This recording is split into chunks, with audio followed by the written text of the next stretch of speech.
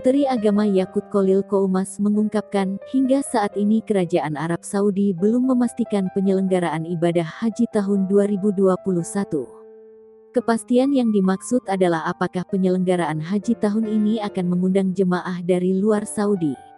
Menurut kalkulasi Kementerian Agama, kepastian ibadah haji hanya menyisakan waktu 1 bulan lebih. Namun, Yakut menyatakan hingga saat ini terus melakukan persiapan ibadah haji. Wakil Ketua DPR RI Sufmi Dasko Ahmad mendapat kabar jika Indonesia tidak mendapatkan kuota jemaah ibadah haji tahun 2021.